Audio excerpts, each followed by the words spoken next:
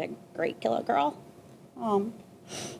Just so full of life, and her smile.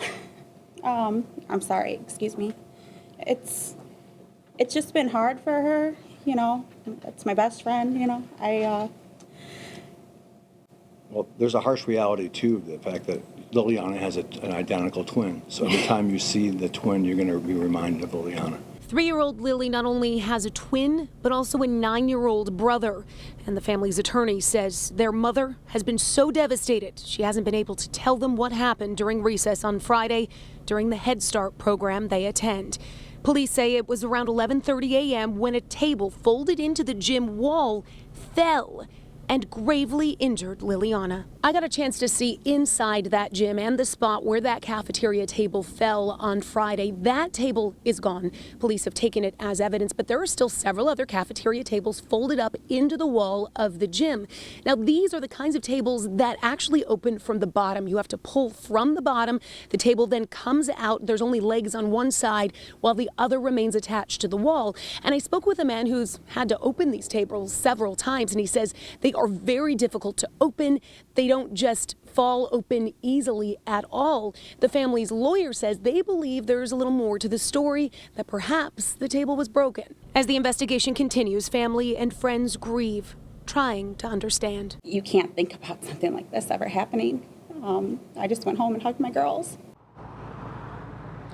And not only is there emotional pain, but there's also a lot of financial strain. So Walker's Speakeasy is hosting a fundraising event this Friday. It'll be from 7 p.m. until 2 a.m. It costs $10 to attend. It's a spaghetti dinner. There'll be a 50-50 raffle and other items. And this is all to help support the family, pay for funeral costs, and support this mother who they said is just even having a difficult time getting out of bed right now. They're getting her counseling and getting her help. Meanwhile, they say people have already been dropping things off here at the Speakeasy.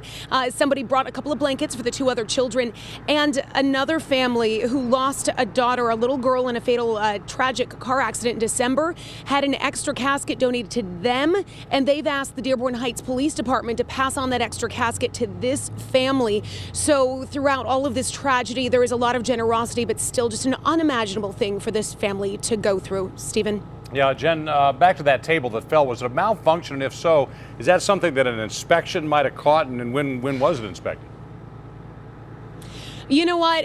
Whether an inspection would catch it, you'd think so. The attorney says that Head Start has been talking to him, and that Head Start has told him that they passed an inspection in 2015, and at that time there was nothing wrong with the tables. But that attorney also tells me that he's been receiving phone calls into his office from other people who attend the school, people who attend the church, who say that they think that that table has been broken in the past. It's something he hasn't verified, but he is looking into. All right, Jennifer Ann Wilson reporting live tonight. Thank you so much for that.